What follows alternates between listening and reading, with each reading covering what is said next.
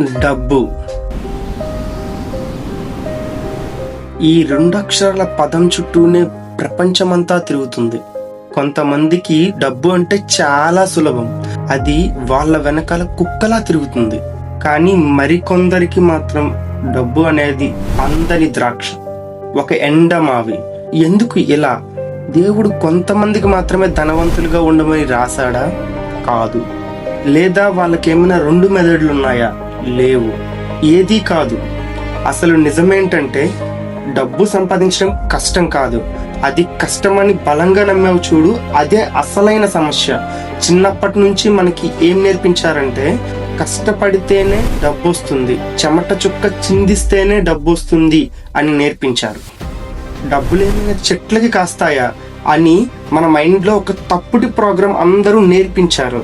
దానితో మనం డబ్బు అనేది ఒక రాక్షసులా, ఒక యుద్ధంలా చూడడం మొదలెట్టాం. మనం ఎప్పుడైనా ఒక పనిని కష్టమని ఎప్పుడు అనుకుంటామో అప్పుడే మన బ్రెయిన్ దాని గురించి వెతకడం మానేస్తుంది, కేవలం సాకులు వెతకడం మాత్రమే మొదలెడుతుంది.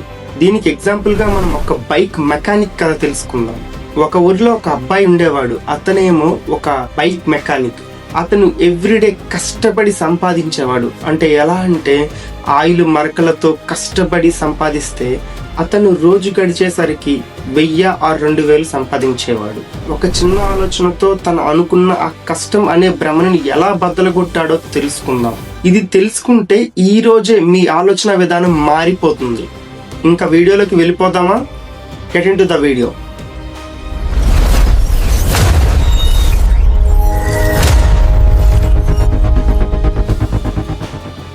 నాకు తెలిసిన ఒక బైక్ మెకానిక్ ఉన్నారు. అతను బైక్స్ ని చాలా మంచిగా రిపేర్ చేస్తారు. అతని చేతిలో ఒక మ్యాజిక్ ఉండేది. ఎంత పాత బండి అయినా తెచ్చి అతని చేతిలో పెడితే ఆ బైక్ ని కొత్తదనంగా చేసి ఇచ్చేవాడు. కానీ కిషన్ బతుకు మాత్రం ఒక పాత బండిలానే ఉండేది. షాప్ తెరిస్తే రాత్రి 10 గంటల వరకు కూడా విశ్రాంతి ఉండేది కాదు, అంత వర్క్స్ వచ్చేవి.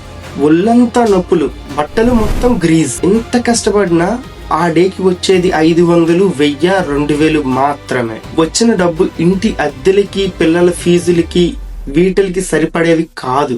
ఎప్పుడు అతను వాళ్ళ స్నేహితులతో ఒక మాట అనేవాడు, ఏంటి ఈ జీవితం, గాడిద చాకిరీ చేస్తున్నాం కానీ చేతిలో చిల్లు గవ్వ కూడా మిగలడం లేదు.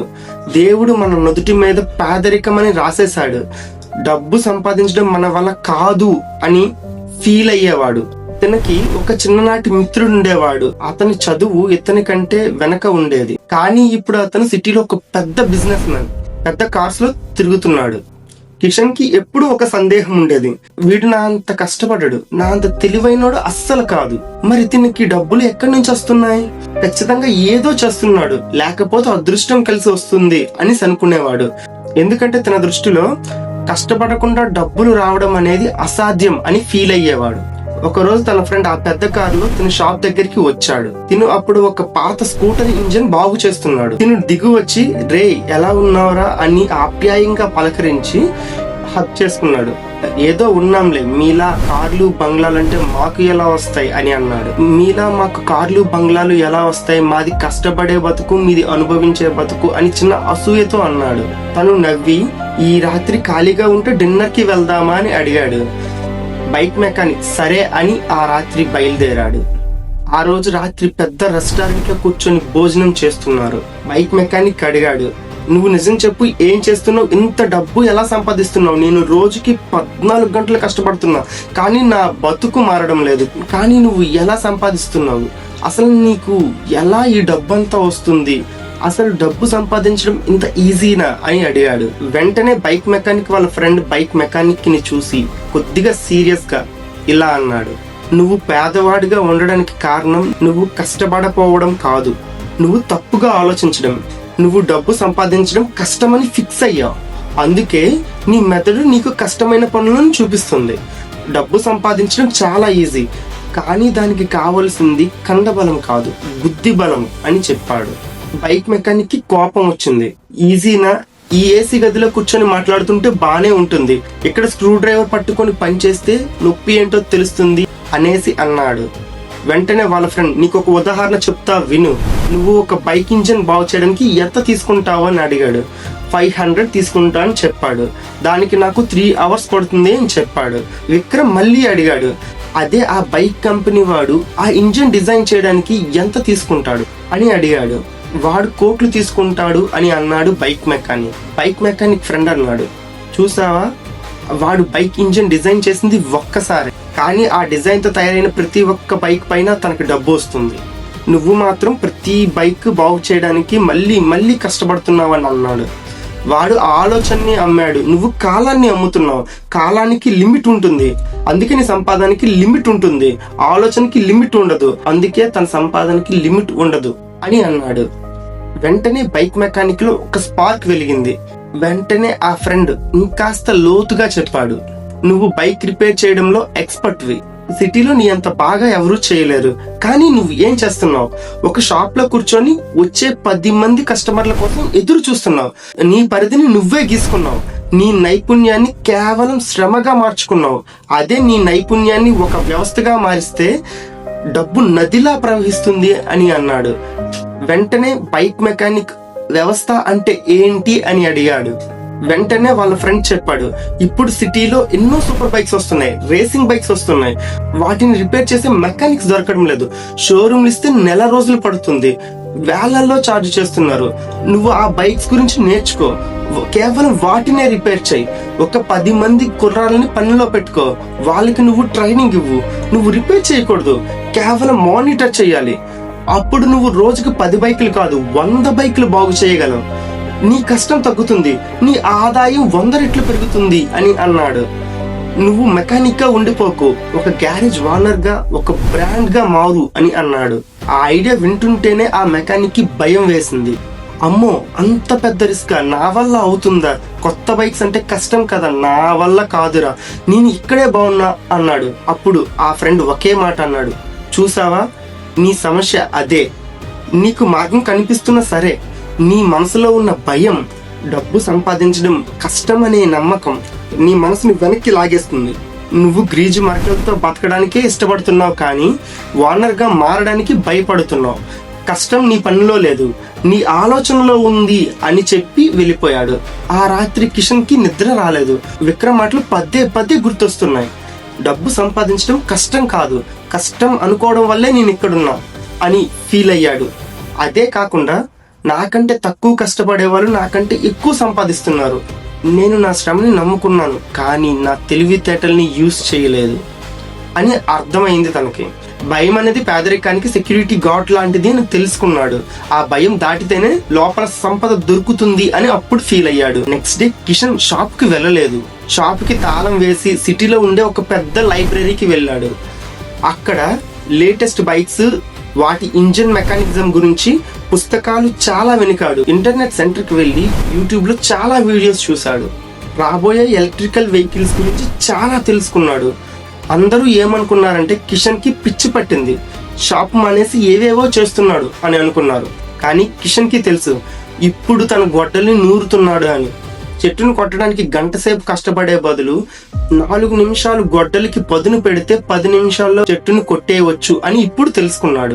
6 నెలలు ఈ బైక్ మెకానిక్ తనను తాను అప్గ్రేడ్ చేసుకున్నాడు. తన పాత షాప్ ని అమ్మేశాడు.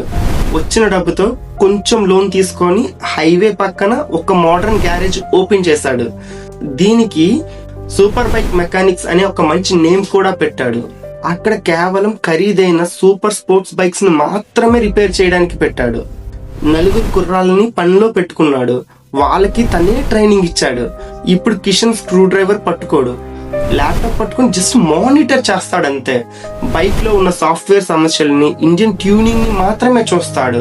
మొదట్లో కస్టమర్లు రావడానికి సందేహించారు, కానీ అతనిచ్చే సర్వీస్ చూసి మౌత్ పబ్లిసిటీ పెరిగింది.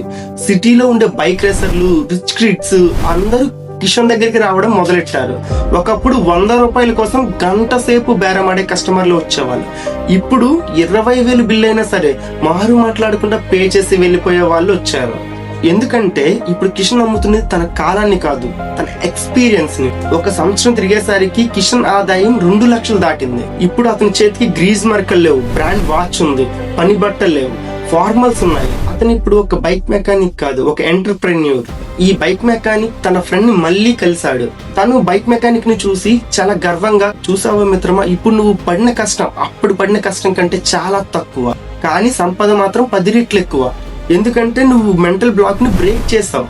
అందుకే అంటే వెంటనే బైక్ మెకానిక్ నవ్వి, అవును, అప్పుడు నేను బరువు మోసే గాడిదలా, ఇప్పుడు నేను దారి చూపే గుర్రంలా మారాను. డబ్బు గాలిలో ఉంది, దాన్ని పట్టుకునే టెక్నిక్ తెలిసి ఉండాలి అంతే అని చెప్పాడు. ఈ బైక్ మెకానిక్ అక్కడితో ఆగలేదు. తను ఫ్రాంచైజెస్ ని సృష్టించడం స్టార్ట్ చేశాడు. చాలా ఊర్లకు విస్తరించాడు. ట్రైనింగ్ ఇన్స్టిట్యూట్ ని కూడా ప్రారంభించాడు. తను నేర్చుకున్న విద్యని 10 మందికి నేర్పించి వాళ్ళ ద్వారా కూడా డబ్బు సంపాదించడం మొదలు పెట్టాడు. ఈ కథలో కిషన్ చేసింది ఏంటి? అతను కష్టపడడం మానేశాడా? లేదు, కష్టపడే విధానాన్ని మార్చాడు. తను పేదవాడిగా ఉండేటప్పుడు డబ్బు అంటే భయం ఉండేది. డబ్బు సంపాదించడం ఒక యుద్ధం అనుకునేవాడు. కానీ తన ఫ్రెండ్ మాటలతో తన కళ్ళు తెరుచుకున్నాయి. డబ్బు సంపాదించడం అనేది ఒక ఆట. ఆ ఆట రూల్స్ తెలిస్తే ఎవరైనా గెలవచ్చు. రూల్స్ తెలియకుండా ఎంత కష్టపడినా ఓడిపోతూనే ఉంటారు. నువ్వు కూడా ఎన్నాళ్ళు జీతం సరిపోవట్లేదు, ప్రమోషన్స్ రావట్లేదు, బిజినెస్ లో లాభాలు రావట్లేదు అని ఏడుస్తున్నావా? అయితే ఒక్క నిమిషం ఆగి ఆలోచించు. నువ్వు చేస్తున్న పనిలో నువ్వు కాలాన్ని అమ్ముతున్నావా లేకపోతే విలువను అమ్ముతున్నావా అని. కాలాన్ని అమ్మితే నువ్వు లిమిటెడ్ గానే ఉంటావు, రోజుకి 24 గంటలే ఉంటాయి. కానీ విలువని అమ్మితే ఆ విలువని ఎంత మందికైనా పంచొచ్చు, ఎంత రేటుకైనా అమ్మొచ్చు. డబ్బు సంపాదించడం కష్టమనే ఆలోచనని ఈ క్షణమే నీ బ్రెయిన్ నుంచి డిలీట్ చేయి. అది కష్టం కాదు, అది ఒక ట్రిక్ మాత్రమే. అది ఒక సైన్స్, ఒక చేపల వల లాంటిది. నువ్వు గాలం వేసి కూర్చుంటే రోజుకి ఒక చేపే దొరుకుతుంది. అదే వల వేస్తే కొన్ని 100 చేపలు నీ చేతుల్లో ఉంటాయి. నువ్వు ఎంత పెద్ద వల తయారు చేస్తే అన్ని ఎక్కువ చేపలు. అదే నువ్వు ఎన్ని వలలు తయారు చేసి ఎంత మందికి ఇస్తే నీకు అన్ని ఎక్కువ చేపలు దొరుకుతాయి. నువ్వు గాలం వేసేవాడిలా ఉండకు, నువ్వు వలలు తయారు చేసే కంపెనీ వాడిలా ఉండు. నీ చుట్టూ ఉన్న అవకాశాలని వాడుకో. సమస్య ఎక్కడుందో వెనుకు, ఆ సమస్యకి పరిష్కారం కూడా చూపించు. జనం ఆ పరిష్కారం కోసం డబ్బులు ఇస్తారు. ఇప్పుడు ఈ బైక్ మెకానిక్ లానే ఉంటే ఎవ్వరు పట్టించుకోలేదు. కానీ ఎవరికి తెలియని సూపర్ బైక్స్ ని రిపేర్ చేయడం మొదలెట్టిన వెంటనే అందరూ వెతుక్కుంటూ వచ్చారు. నువ్వు కూడా నీ ఫీల్డ్ లో ఎవ్వరు చేయని పనిని నువ్వు చెయ్యి, లేదా అందరూ చేసే పనిని నువ్వు కొత్తగా చెయ్యి. ఈ రోజు నుంచి నువ్వు సాకులు చెప్పడం మానే. నాకు టైం లేదు, నాకు పెట్టుబడి లేదు అని అస్సలు అనకు. బైక్ మెకానిక్ దగ్గర కూడా ఫస్ట్ ఏం లేదు, ఒక్క ఆలోచన తప్ప. ఆ ఆలోచనే ఆస్తి. నీ బ్రెయిన్ కి పని పెట్టు. ధనవంతులు ఎలా ఆలోచిస్తున్నారో గమనించు. వాళ్ళని చూసి ఈర్ష్యపడకు, వాళ్ళ దగ్గర నుంచి నేర్చుకో. డబ్బు సంపాదించడం అంత కష్టమేమీ కాదు. ఎప్పుడంటే నువ్వు అది ఈజీ అని నమ్మినప్పుడు. కష్టం అనుకుంటే రాయి కూడా మొయ్యలేము, ఈజీ అనుకుంటే కొండనైనా పిండి చేయగలవు. ఫస్ట్ నీ ఆలోచనని మార్చుకో. నీ తలరాత దానంతట అదే మారుతుంది. All the very best. జై హింద్.